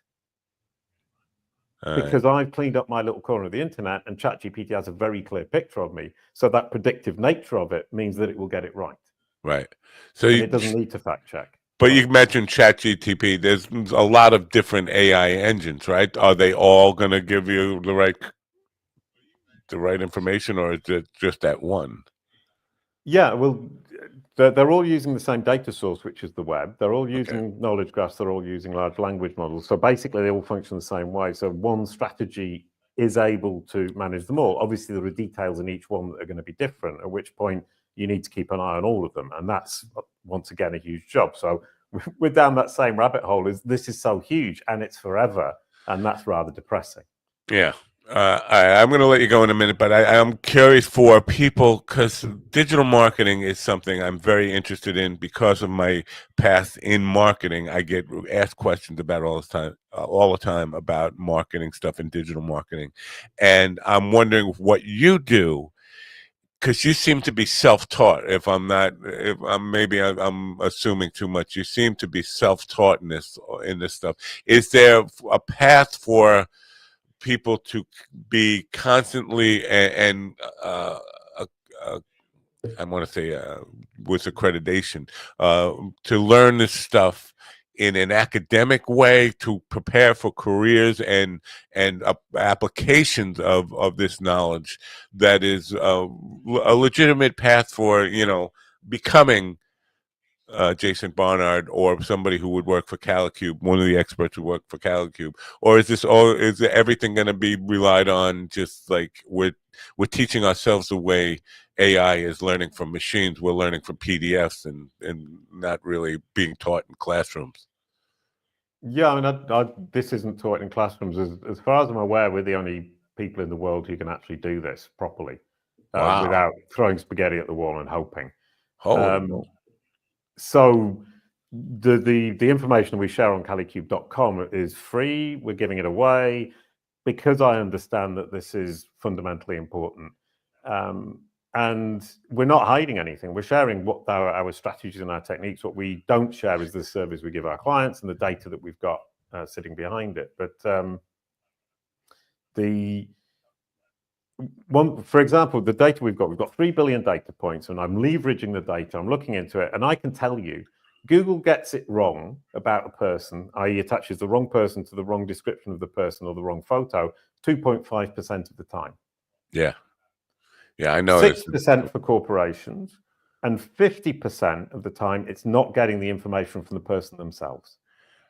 But so in my case, it's because I am so active putting content out there all the time that any other Matt Napo is just overwhelmed by the amount of my content that Google is seeing. So Google is presenting me as in the search for them, right? Is quantity an issue here? It seems like it is. Quantity will help short term, yeah, sure. I mean, I was saying you can't. It's not necessary. You're not going to be able to drown stuff that kind of throwing stuff out there. Yeah. You're prolific, and that's going to help you. But that's because the other Matts aren't fighting back. And we have a client called Scott Duffy, and he has another Scott Duffy, a namesake, who is fighting back and who wants to dominate, who wants to be the first result. So you've got a fight going on here, not a fight, right? A competition. Yeah. Who's going to be the most famous Scott Duffy in the world? And right now, and for the last 3 years, it's been our Scott Duffy. All right, good for him. I think if that's what he wants. So, yeah. So that the thing about that is, you're right. The volume and the number of times it sees you, it will tend to dominate or allow you to dominate. But the volume isn't the key, because somebody could come along with less content and yet be more or prioritized by the algorithms than you. All right, very so cool. I wouldn't rely on that long term. Sorry. Well, we appreciate your insight here. I have not found the PDF yet, but I will. I'm going to find it and download it here today and try to teach myself this stuff. It's overwhelming, especially to old people. Maybe Steven, being the tech genius he pretends to be here every day, and his generation.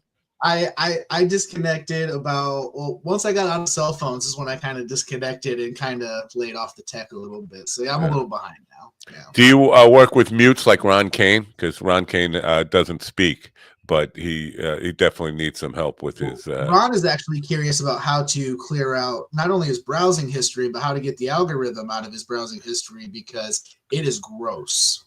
And how to actually say things. He's actually trying to figure out how to say things. For a comedian, that's a difficult thing when you don't know how to talk, but you're a stand-up comedian. Basically, he's a glorified mime. Anyway, Jason, thank you for being here.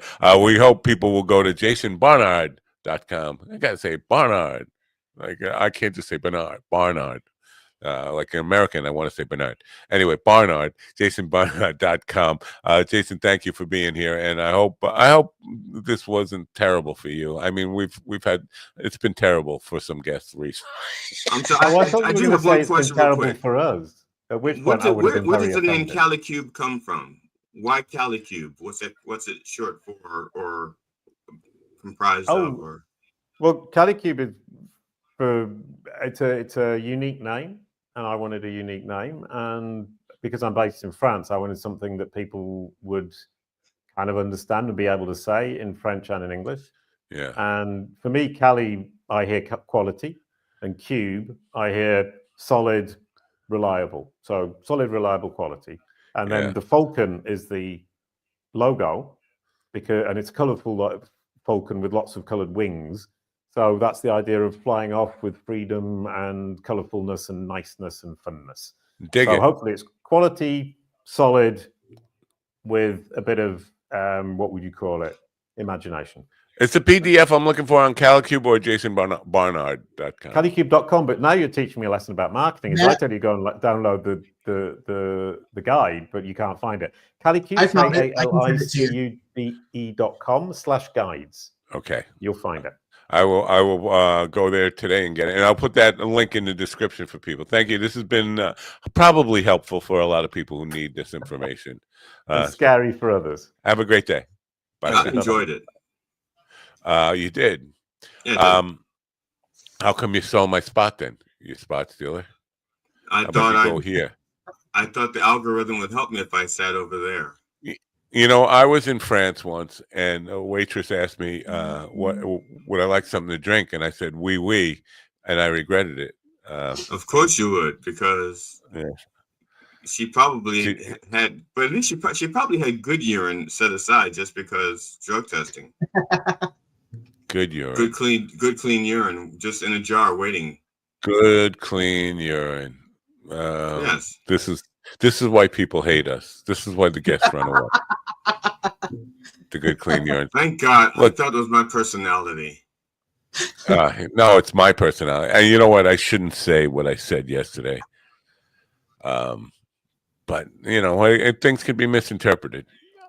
Do you, if it were you, I'm just curious, would you have called her to have the discussion that she wanted to have, like explanation of why she wasn't coming?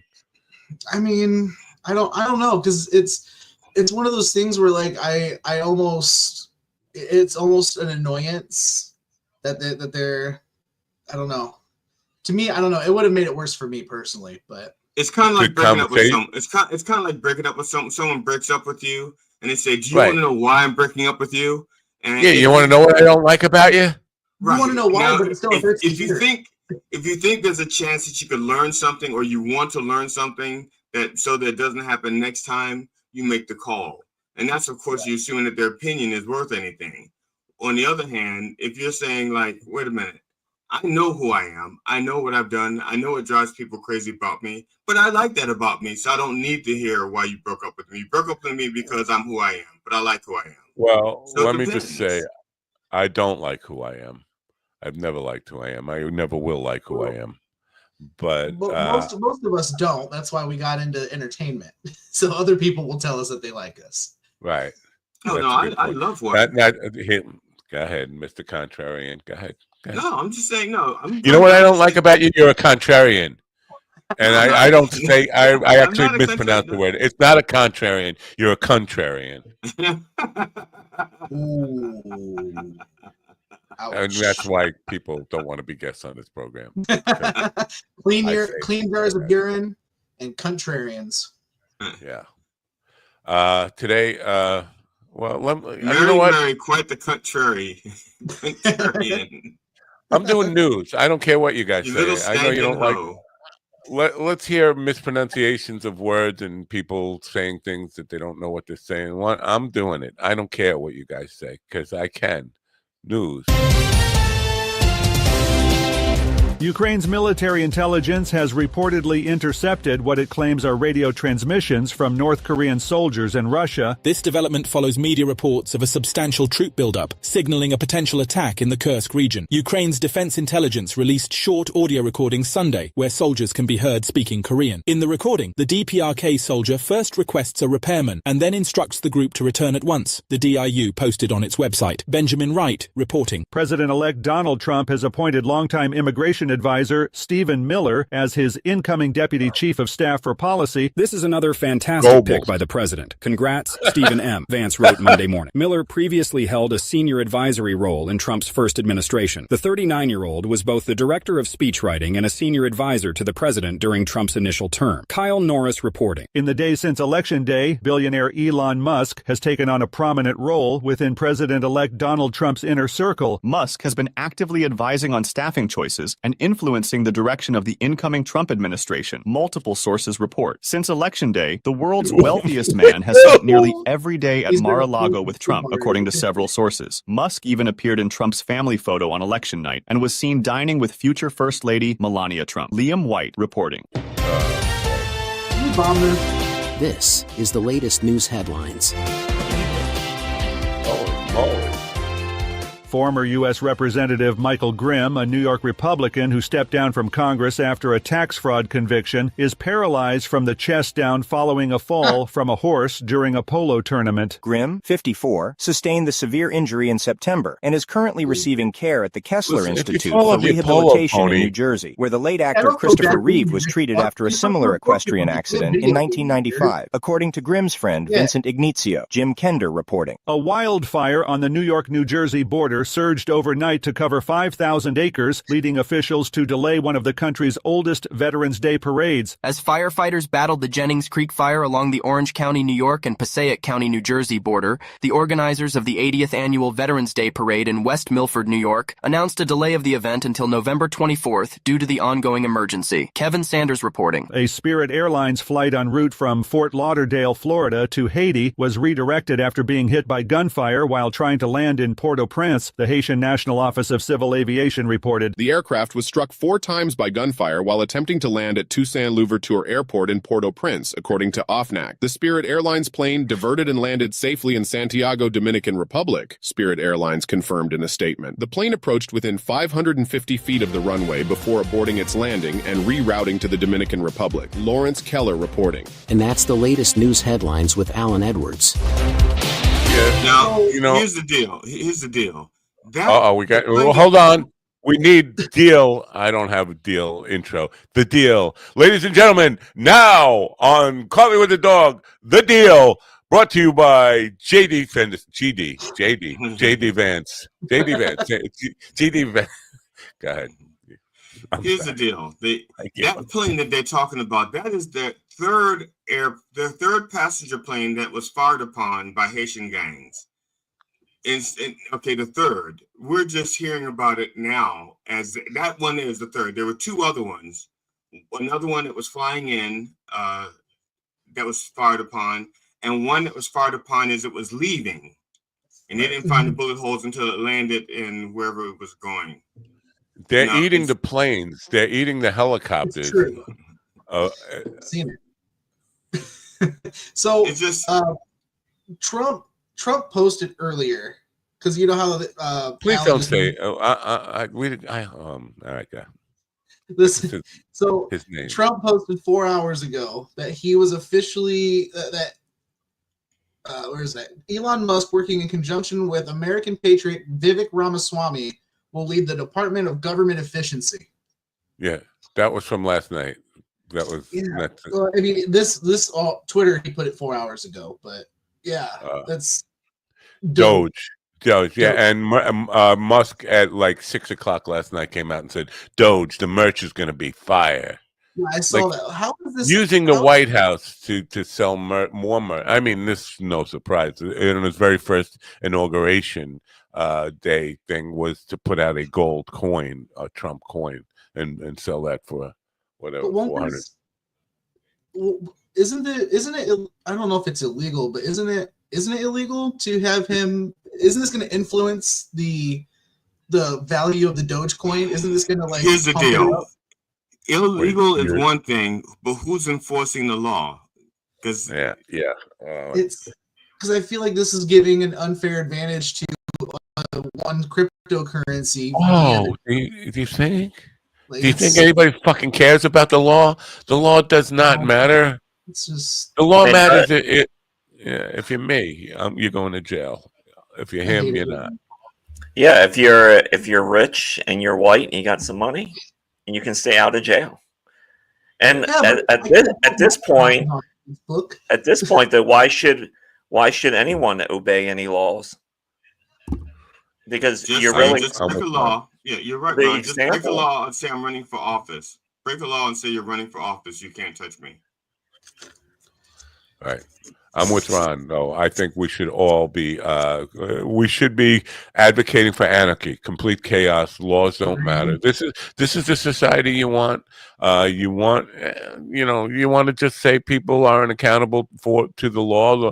This is, again, these are the people who preach law and order. We're the party of law and order, who don't care about law and order at all. We should just be running amok and doing whatever the fuck. It's Sodom and Gomorrah, folks. Let's go for it. Fucking do whatever you want, and then some of us will go to jail and some of us won't. It basically comes down to your means and your power and your wealth is going to determine what you can get away with. It's just so exhausting. But I want to say Ron was very wrong. And I don't want to say this last, and I told you so, but here's very wrong. And I agreed with him, and I was very wrong. But the premise that people are so tired of hearing about this dick, we just want them to go away. Obviously, we were wrong about that. Some people just love hearing about them and don't want them to go away. They want them to be part of everything, every sentence that is said from now on. And I don't know if we can. Because I was thinking about this last night, just like make a pledge to not talk about them anymore. Well, what good does that do? That just fucking ignores the elephant in the room that is a dangerous elephant. I just don't know. But the basic point here is that people aren't tired of them. They love this division. They love the fact that we are alienating friends and family over this one douchebag. And they're never getting tired of them. We were wrong. Say it, Ron. Go ahead. We were wrong. I'll be with you. I was just as wrong as you because I agreed with you. But say it. Say you were wrong. Come on. Fucking God. He's gone mute again. That's what I call schlong division. Hell yeah. Schlong division. Let's go. People aren't tired of him. I wanted to point out because last night man, on Facebook, and I don't know how. Once you save a post on Facebook, I don't know where it goes to. Where do you save posts? No idea. I've not been able to find them either. Honestly, I have probably 1,000 in there. No idea where they're at. Somebody posted. Go ahead. I was just going to ask, what's the over under on will Trump kill more Americans first, or will it be Elon kills more Americans first? My money's on Elon, honestly. At this point, well, he's got a head start with his Tesla cars. So, well, think about it, dude. This man, oh god, he's being appointed to help attack our deficit and everything else, and get rid of the bullshit and bureaucracy and all that. Like, motherfucker, I've seen how your cars are built. I've seen how your trucks are built. If it's anything like that, we're fucked. Simple as that. And does he now if he kills people in Trump's name, does he get credit for it, or does Trump get credit for it? We need to know how to keep score, Ron. I think according to video game rules, anyone that Elon Musk kills, Trump will get the assist, and vice versa. If Trump gets the kill, Elon gets the assist.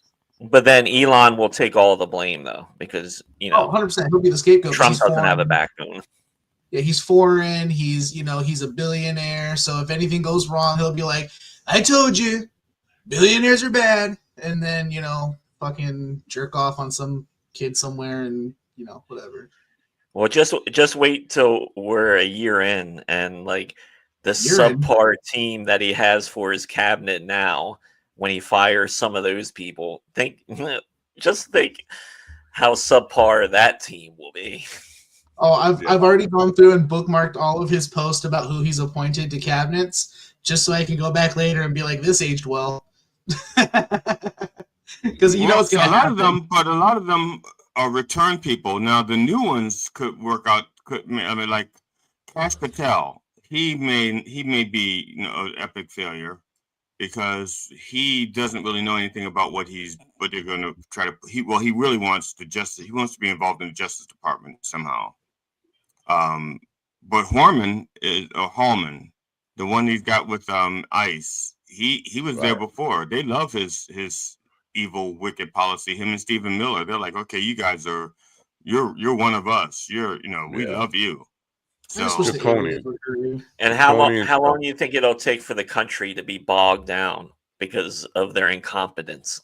Well, once they cut off all foreign oil and exports, and everything, we'll just wither. We'll wither. We'll see how things go with the longshoremen, but that could happen in January. But what I was going to point out was because I'm still on this idea of people are tired of them. I'm fucking exhausted. I can't take another 4 years of the jerking off the giraffe stance. I can't, all that stuff. But so last night, and I can't find it. It was a saved post. Somebody posted a picture of him and said, "Is this a good person or a bad person?" And I'm not kidding. There were thousands of people saying he's the best person God ever made. He is heroic and brave. He's the only thing that can save us. And it's like, my God, man, the level, and I think these people are serious. I don't think they're saying this. I think they actually believe he's the fucking Messiah. And it's such, and they don't want to be called a cult, but he's brave, he's courageous, he's a truth teller, he's the only one that can save us. You have to be in a completely different reality to not admit that he's lied about everything. He's cheated about everything in his life. He's just a piece of shit person. No. This is a classic cult situation. The cult leader is a sexual predator. He's power hungry, takes advantage, lies, cheats, and steals, and his followers are completely blind to anything other than he's going to save us. It's gross. Yeah. I know, but thousands. I mean, on, and it's just like, God, man. I don't think people are just saying this because just to be, to own the libs. I think they actually believe it, and it's just unnerving to me. It's just why I can't fucking handle it anymore. I'm losing my mind.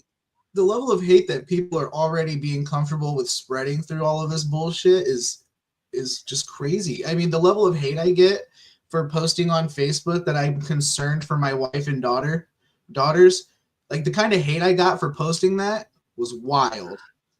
Yeah. Like I'm genuinely concerned about the women that are in my life and what their rights and their health concerns are going to be in the future. And I'm being told you're being a pussy, you're being a crybaby, you're get out of your fear den. And it's like, what are you talking about? Like, it's a genuine concern, and everyone just wants to shit on you for it. It's like, okay, cool, that's cool. We don't care about people now. Awesome. Yeah. He's a loving person. It's not that they don't care about people now. They didn't care before. They're just vocal about it now. Right. He's a loving person, definitely a great and courageous man. I found that where my saved posts go to. He's real. He what does it say? Definitely a great and courageous person. He's the only one who can save us. He's way beyond good. All I can say is thank God for him. Just one after another, thousands and thousands of just like praising, blind love and adoration for this guy, not admitting that he has any faults at all. It's like, come on, man. We're lost. Go ahead. You're what? I'm just very curious what happens when things do finally go bad, which they will next year sometime. I just wonder what's going to happen to all of those mouth breathers. Let me tell you, Michael Shane, again, the lead singer, Michael Scarione, who calls himself Michael Shane, the lead singer of the Rockin' 45s, runs a healthcare facility. And he was completely, all these mask-wearing people are the enemy.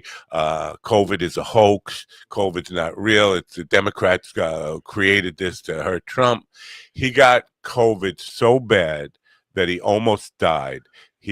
Because he's got a very high up position in the healthcare world, he was able to get oxygen tanks delivered to his home bedside, so he didn't have to go to the hospital where it was spreading and out of control in the hospitals and people. And he basically suffered with it for 2 months, almost died, came out of it and said, "COVID is a hoax. It's a Democratic thing." So to your point, where when things go bad, are they going to turn on him? No, the guy almost died from a mishandled disease that Trump basically just totally fumbled on. That is still a different situation. I'm talking like a situation that's not a pandemic or something like that. Like if they decide to cut, I don't know, and let's just say Social Security, or eventually when they go to cut veterans benefits. They'll find a way to blame it on the Dems. Again, this almost killed him. He, instead of putting the blame where it belonged, he said, "No, it's a Democratic hoax. They invented this thing," and it's not a different situation. If the economy goes bad, or if the tariffs work out like they're going to work out, it's the Democrats' fault. Look, they crashed the economy. It's too hard. They made it so hard for him to battle all this bad Biden policy. What other Biden? I don't know, but whatever he did, it must have been terrible because Trump can't fix it. They will never come around to blaming him for what goes wrong. He could start wars, and it's not going to be his fault. He can say, "Bomb the hell out of them! Just bomb the hell out of them! Drop bombs on them." Well, he's not. He's a man of peace. Biden was a warmonger. They're not going to any of the things that possibly could go wrong, that will eventually go wrong, are not going to be held at his doorstep. He's a savior, and he's just fighting for us. He loves America. Remember, Mussolini was a savior at one time, and how did that end for him? Oof. Didn't he get a sneaker deal? Didn't he get a sneaker deal from Nazi shoe? It was just in pieces, that deal. Yeah. So Scamdemic. On that. What? So I wanted to kind of pivot a little bit, still in politics, but away from Trump here. Today, in about 45 minutes or so, starts the second UFO hearing of the year. The what? The second UFO hearing. I'm excited. What the hell are you talking about? UFOs. There's a The second congressional hearing UFO hearing that's happening today in about 45 minutes. Now, did you hear that the Mershon delayed for another week? Is now on the 19th. His decision. No, I did not hear that. But he was supposed to just write a decision on whether he was going to carry out the sentencing on the 26th, right? That's what he was going to. Now the new hearing is the 19th. The new date is Why? the 19th. Why? What does he need another week? He's had since July to think about this. Why does he need another week now? From July, he should have been thinking about if he wins, what do I do? If he loses, what do I do? It almost makes you wonder if either A, he's being pressured by the Trump administration, or B, he's maybe growing a backbone and looking for support to make sure if he makes this choice, he's not going to disappear. That shouldn't matter. He's a job to do. If he can't do his job as a judge, he shouldn't be judging. He's 100% going to matter because he's a judge, but he's also a human being, and he knows that if he's on that short list, so when you become a judge, you realize that kind of stuff can happen. Okay, yes. You take an oath, you do the job. If you're no longer able to do the job, you step aside. Okay, plain and simple. I agree, but. Well, that's it. No but. No, there is no buts. You have to take the human condition into consideration, though. I'm not saying in the face of the wall, no. But he's this person who's gonna make this choice, who's normally dealing with like the normal criminals that he deals with. He's now dealing with somebody who has the means to make him disappear. He's been dealing with that from the beginning. He's been threatened. His family's been threatened. Right. Yeah. The prosecutors have been threatened. It doesn't matter. He can't be Steven, you're saying stuff to impress yourself here. You really are. You are, because you are. There's no way he's going to negate himself off the enemies list, even if he goes and sucks this cum out of fucking Trump's balls today. Trump is not going to forgive him. He's already deep as shit on the enemy list. There's no negating that.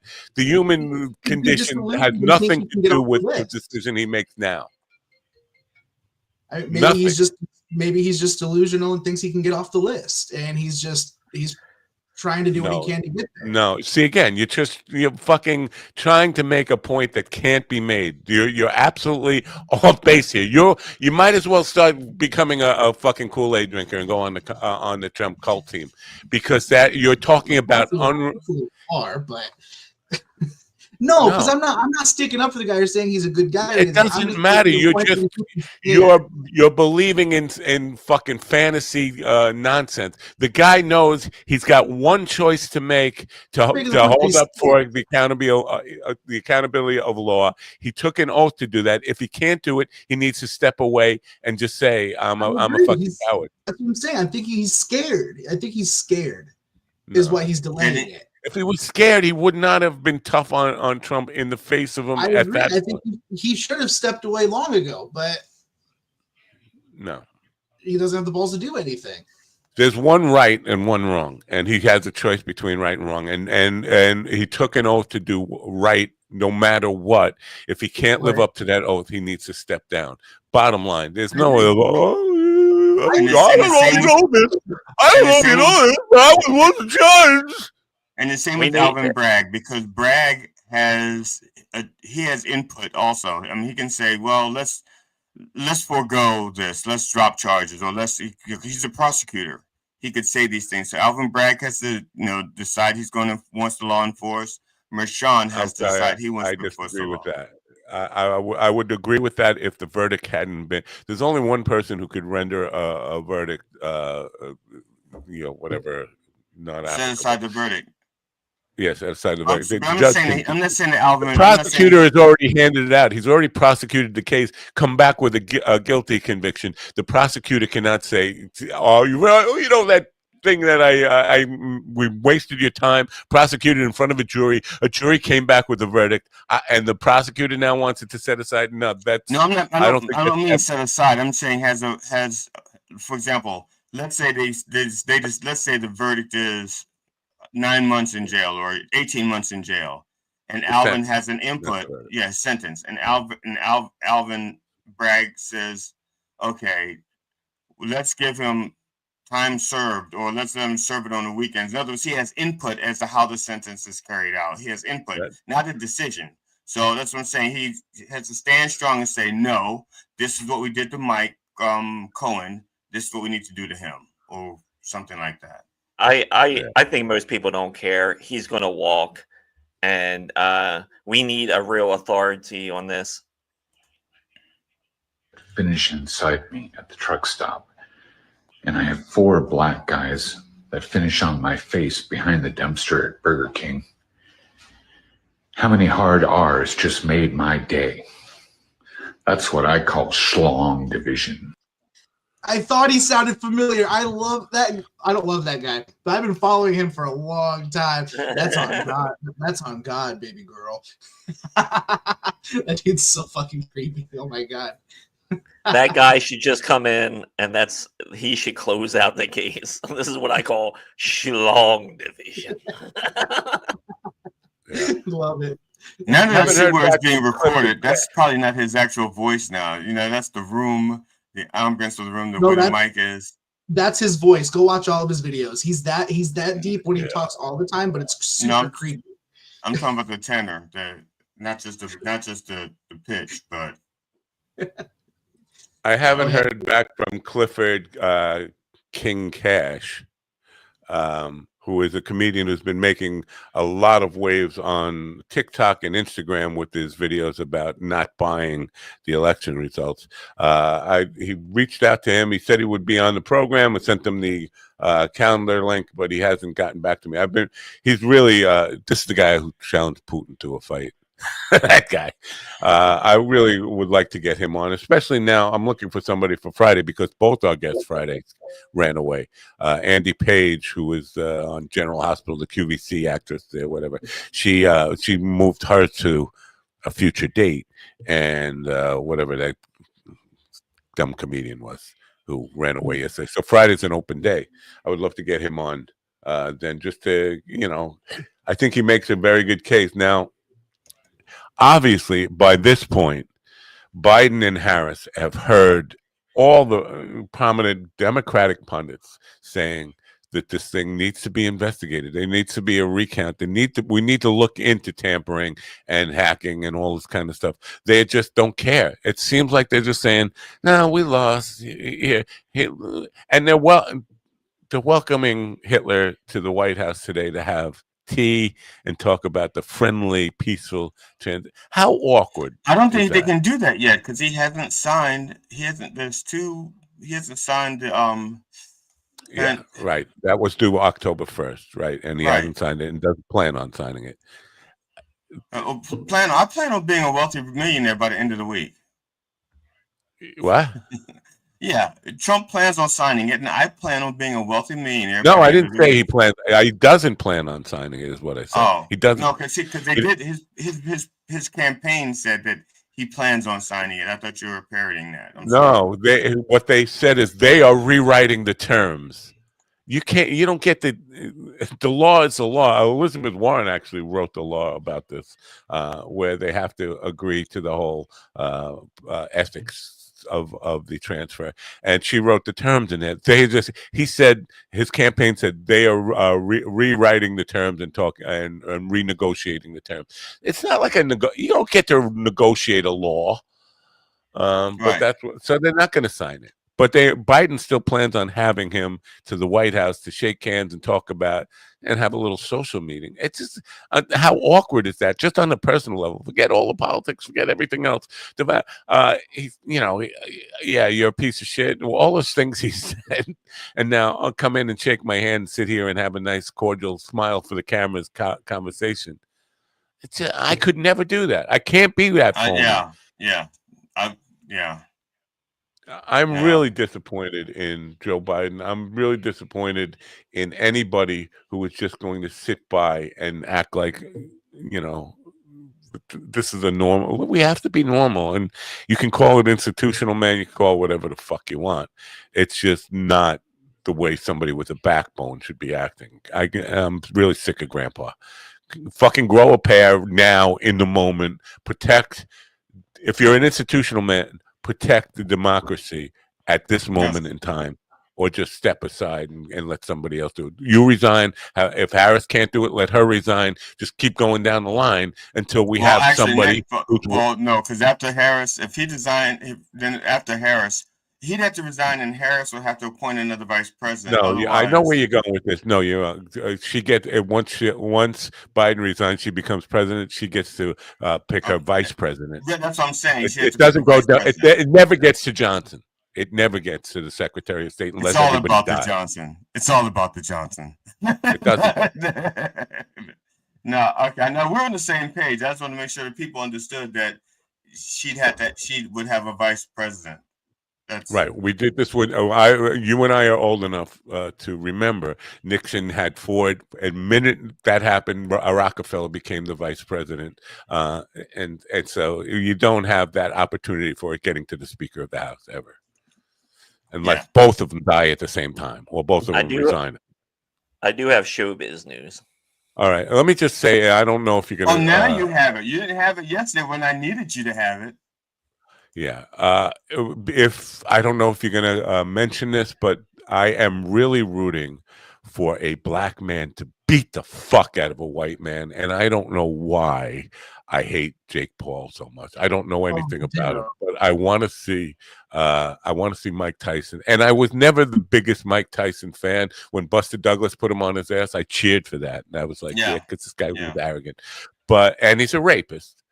But for some reason, I just want, and it's not an ageist thing. It's just Jake Paul just give me a vibe of a creepy, entitled, punk-ass white dude that I would like to see put down before we get white reparations, so I could get his share. Yeah, it's going to be. When is that fight? This weekend, I believe. It's the 19th. Yeah, Friday night. Yep. I'm so stoked for that, man. That's gonna be such. I hope he gets his just everything knocked out off. All right, here we go. And now, bringing you the latest in entertainment news from Hollywood, New York, and East Bumfuck, Montana. Here's our chief entertainment correspondent, Ron Kane. Ladies and gentlemen, it's showbiz. It's showbiz.